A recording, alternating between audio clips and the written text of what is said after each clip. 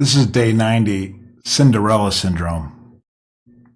I think there's actually a clinical, like psychological definition around people that are relying on others for fulfillment, kind of like Cinderella was, or maybe a woman who has unrealistic expectations that a man will solve all of her problems, or vice versa. But that's not what I'm referring to here. In Cinderella Syndrome, I'm referring to something completely different. It's what a lot of us go through when we chase the next shiny object. You see, we've all been conditioned to believe that something magical is going to happen in our lives and we will suddenly be discovered. Our ego wants us to believe that we are somehow special, and somebody will notice that one day, and then we will rise to fame.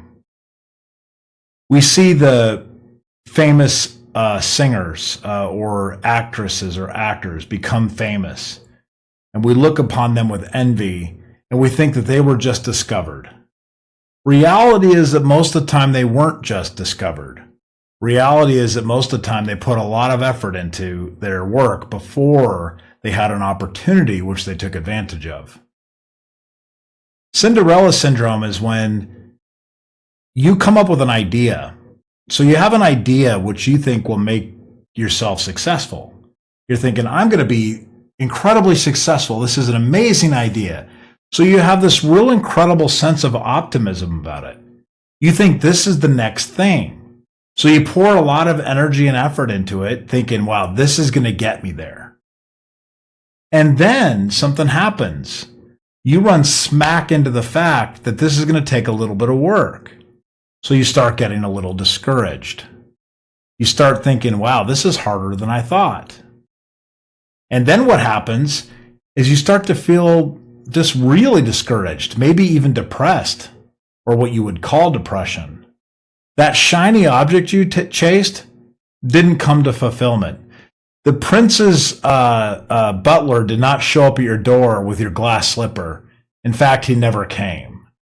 So reality is there is no fairy godmother and there is no prince to save you.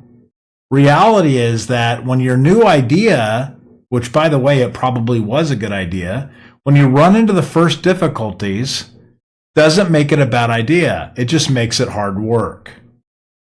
The problem that we run into, and I'm an expert in this, I'm an absolute expert in this because I've been on this freaking cycle for a long time until I finally understood.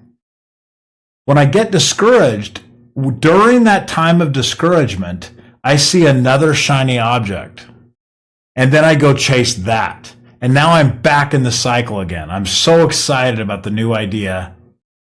And then I find out it's just going to take hard work. And then I get back into my discouragement.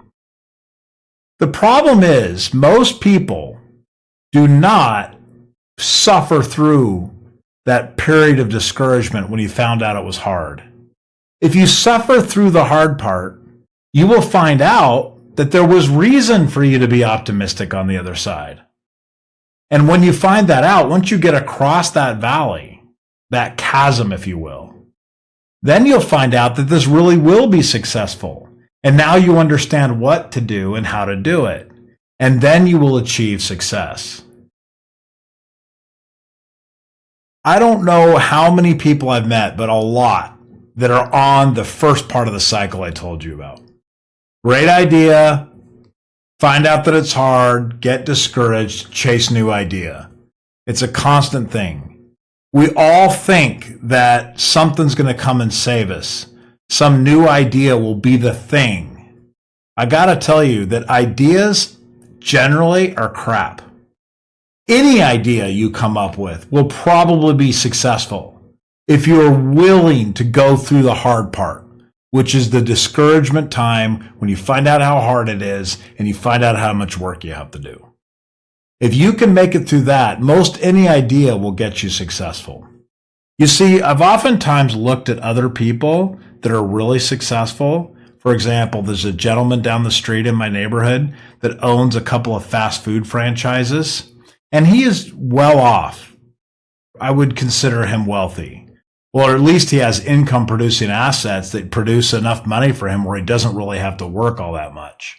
So I would consider that wealthy. He has lots of time to spend with his family. I've oftentimes looked at that as with envy, thinking, God, that's so easy.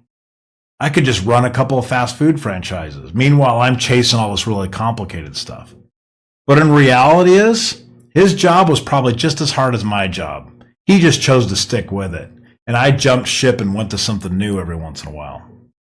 The point is, you got to get out of the Cinderella Syndrome. You got to realize that no matter what idea you pick, you've got to stick with it long enough to figure it out. By the way, once you achieve great success, then you can go on to whatever else you want to go on to. But don't give up. If you come up with a great idea, stick with that idea when it gets tough, because you need to fulfill the idea before you give up.